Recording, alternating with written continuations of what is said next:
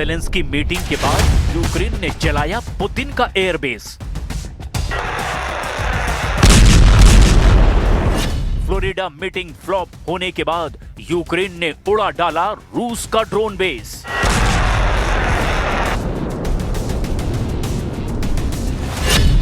Trump ने कहा, मैं नहीं लूंगा युद्ध खत्म होने की कोई गारंटी। युद्ध खत्म नहीं हो रहा, इसकी गारंटी यूक्रेन ने दे दी है। रूस पर भयानक डबल अटैक करके जेलेंस्की ने अपने खौफनाक इरादे जाहिर कर दिए हैं। जेलेंस्की ने सुपर पावर और पुतिन का मैक्सिमम प्रेशर न मानने का ऐलान किया है।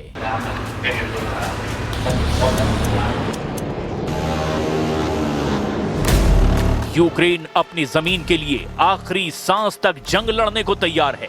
रूस में घुसकर नॉन स्टॉप हमले शुरू करके यूरोप के हथियार से जंग जीतेंगे जेलेंस्की। रूस के न्यूज आउटलेट एक्स्ट्रा के मुताबिक रूस के माइकोव में खानस्काया मिलिट्री एयरफील्ड पर भयानक हमला हुआ है। गोलाबारी में दक्षिण पश्चिमी रूस के कॉकेशस पहाड़ों के बीच में बने खानस्काया मिलिट्री एयरफील्ड को भारी नुकसान पहुंचाया गया। यहां से रूस एयरक्राफ्ट में फ्यूल भरने और यूक्रेनी डिफेंस फोर्स पर मिसाइल और बम हमले करता है। खानस्काया बेस पर जान माल के नुकसान की जानकारी अब तक सामने नहीं आई, मगर 26 दिसंबर को यूक्रेन ने मारियुपोल में जो हमला किया उसके नए अपडेट ने पुतिन का खून खौला दिया है। रूस ने बताया कि मारियुपोल हमले में उसके 15 सैनिक मारे गए। रूस की 14वीं GRU ब्रिगेड के मुख्यालय पर हुए हमले में 76 से ज्यादा सैनिकों के घायल होने की पुष्टि हुई है। मारियुपोल हमले के बाद से रूस की सेना बौखलाई हुई है।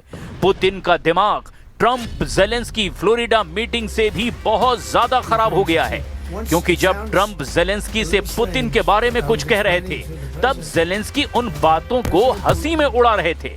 Russia wants to see Ukraine succeed. Once it sounds a little strange, but I was explaining to the president. रूस के बारूदी प्रहार से यूक्रेन को बचाने की ट्रंप की कोशिश कितनी गंभीर है, ये उसका ट्रेलर भर है। ट्रंप जेलेंस्की से कमाल की बैठक के बाद जो दावे किए उस पर जेलेंस्की को भी यकीन नहीं हुआ।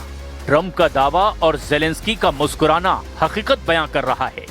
President Putin was very generous in his feeling toward Ukraine succeeding, including supplying energy, electricity and other things at very low prices.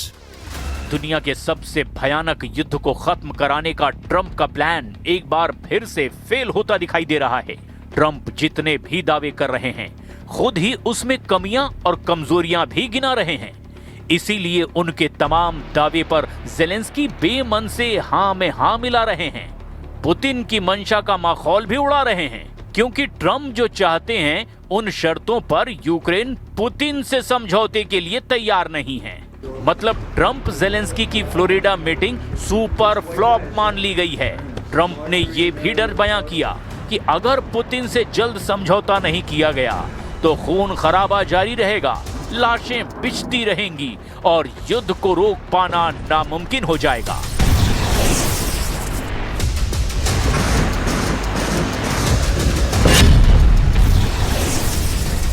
I know you sound an optimistic note here, but what happens in a few weeks if things sputter? What are you prepared to do? They keep fighting, and they keep dying. No good. But if things don't happen, they keep fighting, and they keep dying. फैसला अब Putin को करना है कि वो कब तक सब्र रख पाते हैं, क्योंकि अमेरिका जिस असमंजस में है उसका अनुमान शायद ही पुतिन लगा पाए हों। ट्रंप ने दावा किया कि जेलेंस्की और पुतिन ने समझौते की 95% शर्तें मान ली है।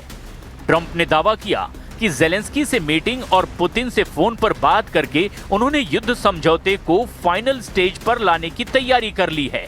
तब फिर फ्लोरिडा के मारे लागो में ट्रंप जेलेंस्की की मीटिंग फुस क्यों साबित हुई?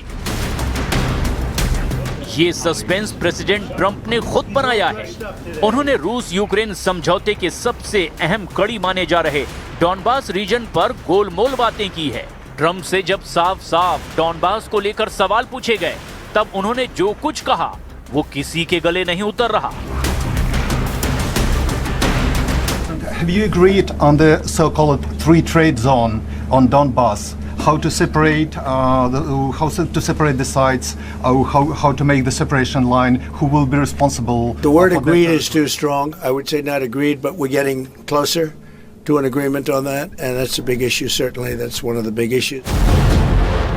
डॉनबास पर पुतिन किसी भी तरह की रियायत देने के लिए तैयार नहीं है। पुतिन को हर कीमत पर डॉनबास चाहिए, क्योंकि इसे बफर जोन बनाकर वो क्राइमिया तक सेफ रूट बनाना चाहते हैं।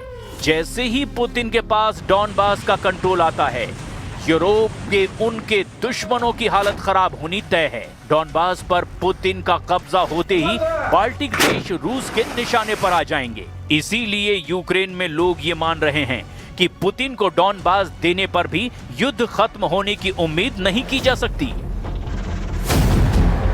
Переговори потрібно і домовлятися, розмовляти потрібно, особливо з нашими партнерами.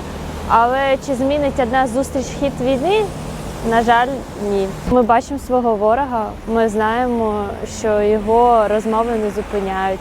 Зупиняє тільки сила, і цю силу на зараз надають саме наші військові. Тому ці розмови навряд чи зможуть зупинити. ज़ेलेंस्की के सामने मजबूरी है कि वो चाहकर भी सरेंडर नहीं कर सकते, क्योंकि ऐसा करना उनके खुद के लिए खतरा पैदा कर सकता है। मोर्चों पर चल रही लड़ाई बता रही है कि यूक्रेन की सेना सरेंडर करने के मूड में नहीं है, और यही यूक्रेन की जनता भी चाहती है। ऐसा कुछ पोल रिजल्ट भी दावा कर रहे हैं। यूक्रेन में किए गए एक पोल में 75% लोगों ने कहा कि डॉनबास रूस को नहीं देना चाहिए। Kyiv international institute of sociology के इस पोल में ज्यादातर लोगों ने कहा कि सुरक्षा की गारंटी पर ध्यान दिया जाना चाहिए। 63% लोगों ने कहा कि जब तक युद्ध मुमकिन है लड़ते रहना चाहिए। हालांकि दूसरा सच ये भी है कि यूक्रेन को लड़ने के लिए सैनिक नहीं मिल रहे हैं। ज़ेलेंस्की का युद्ध बहुत ही मुश्किल दौर से गुजर रहा है, इसमें कोई शक नहीं। साथ में उन पर अमेरिका का भी दबाव है, क्योंकि ट्रंप चाहते हैं कि ज़ेलेंस्की डॉनबास पुतिन के हवाले कर दें, लेकिन ज़ेलेंस्की की सेना ने पूरा दम लगा दिया है। रूस में भी यूक्रेन के ड्रोन अटैक बढ़ते जा रहे हैं। ऐसे में कोई शक नहीं कि दिसंबर 2025 के आखिरी दिन बहुत खतरनाक होने जा रहे हैं। यूक्रेन और रूस के बीच नहीं, बल्कि पुतिन और नेटो के बीच तनाव बढ़ता जा रहा है। यही वजह है कि ट्रंप भी घबराए हुए हैं, क्योंकि ना ज़ेलेंस्की झुक रहे हैं, ना पुतिन नरम पड़ रहे हैं। ऐसे में नए साल से पहले पुतिन ने महाविनाश के हथियारों का इस्तेमाल शुरू कर